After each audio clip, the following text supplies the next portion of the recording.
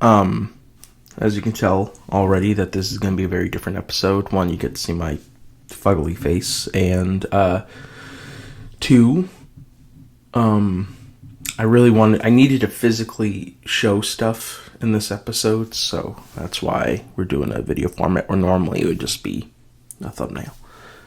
Okay, it'll probably be shorter than most, and by shorter I mean maybe 5 to 7 compared to like the 8 to 10. So let's get into it.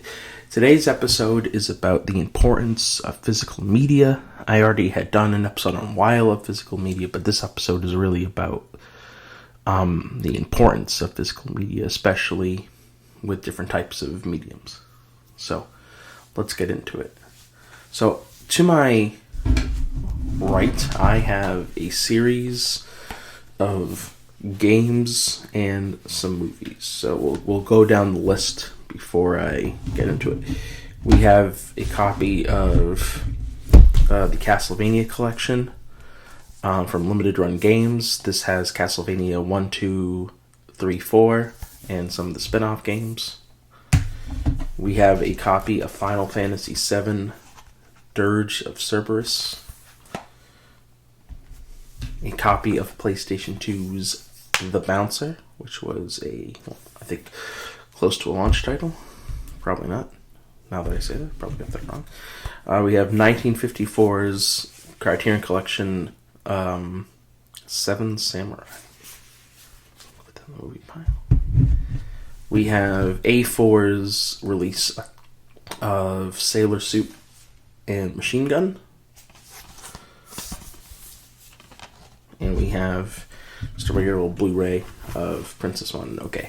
Okay, why did I choose these particular games and movies? Well, we'll get to that first with the games. I think when new consoles come out, when you have new hardware,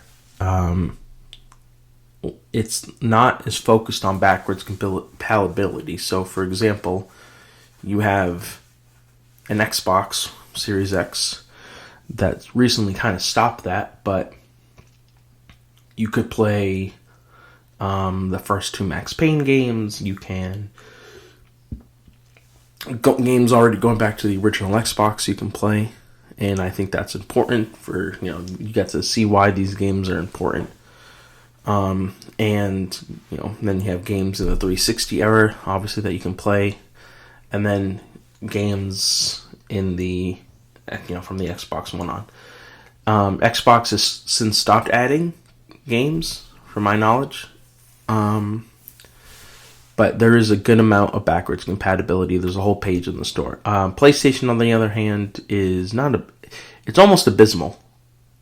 While they're adding more backwards compatible titles from PlayStation 1 games with their new PlayStation Plus program, in order to get access to those games, you have to be, like me, a crazy person and spend more. And I don't think that's the way. I think there's an importance to knowing these games. But because PlayStation's pool is so small, like I just said, games like Dirge, The Bouncer, Dirge of Cerberus, you're not going to be able to play these titles unless you have a PlayStation 2. I literally bought a PlayStation 2 so I can play games like this. Where, on the flip side, with movies, you can have an important cultural work like Seven Samurai with organizations like Criterion Collection that keep movies like this. But this is, when playable from the PlayStation 3 on, like, I can just play this and play this. Now, the importance of physical... I always get... Not always. But I tend to get people ask me about, why do you have so many physical copies? Why do you need a physical copy? I need a physical copy because one day streaming rights are going to go away. That you've seen that happen already with DC. The things that were readily available are taken down. And you're like, well, it's on streaming. Well, okay, that's great. It's on streaming. But one day it's not going to be on streaming. The rights might take in. I have physical copies of certain movies that aren't even on streaming. A movie called Mirror Mask that I probably should have brought over. A movie Moonchild, that's not on streaming. It's not even available to rent on YouTube sometimes. That may not be the case for those two movies, but in general, you have films that you're not going to find through traditional streaming services. I think, sure, they may have Seven Samurai up now, but what happens the day they don't? You have important cultural works, Princess Mononoke, that's going to get made sure to have given new versions and new releases and remasters.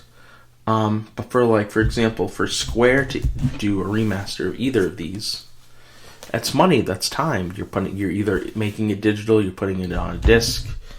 You have to have some kind of idea that it's going to make its money back. And I think it's, for our own cultural and historical perspective, movies have always gotten the better end. I mean, even movies struggle with it, but movies have always tended to do better in terms of preserving older films and putting them on a format. So you have companies like Arrow Video and Criterion that will take what they deem as important and putting it on a new format. So, for example, A Videos took it upon themselves to do the 4K of David Lynch's Dune. Now, that movie is arguably not good from subjectively, whatever you want to say, but I still think it's important that it's there. I think unless it's a piece of hate, I think every piece of art is important that it stays there and that you can access it. So when you have future filmmakers, you don't lose touch of that cultural history that comes through watching what your heroes watched and what their heroes watched. Okay, great example. I have Seven Samurai in front of me. Seven Samurai is directed by Akira Kurosawa. Akira Kurosawa is inspired by John Ford, who did Stagecoach. Okay, Stagecoach is available. It's great to see the Western that inspired Kurosawa, and then to watch the Western that's inspired by Kurosawa. Another great example involving Kurosawa. It's he releases The Hidden Fortress. Okay, Hidden Fortress comes out, and then George Lucas watches that. He watches Seven Samurai. Star Wars comes out. So I see Star Wars, I see this. So you get to see the important line. Okay, how I don't necessarily get that in gaming. I don't get to see the team that made the Bouncer. What were their inspirations? What were the games that they liked to play? What are the mechanics that they went, okay, this is a beat 'em up brawler. What inspired us to make this? We're losing this tradition of showing what came before. And I think that is at the detriment of the medium itself.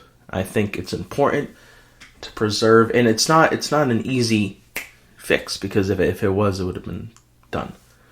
But I think it's important to preserve these games. You have Game Museum in Oakland, the Video Game Museum in Oakland that does that, where you have literally hundreds of games and consoles and you can plug in and play. That's great, but I think on a more realistic level, how many people are going out to Oakland? To have it more readily available so people can look at and appreciate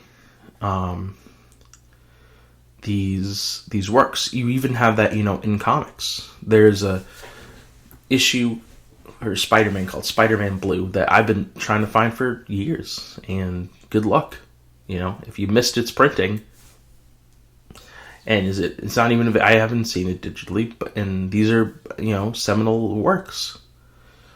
I think it's important that we have to be able to save these artistic endeavors to see what, again, what I'm talking about, that circular nature of this inspired this, that inspired that, and it's circular. You don't get some of the great works we get. You don't get a Seven Samurai without Stagecoach. So, but to be able to see that down the line it's great. It's so important. So, this has been the heart of, and this is the importance of physical media and being able to keep artistic history alive. Thank you. I hope you have a good day.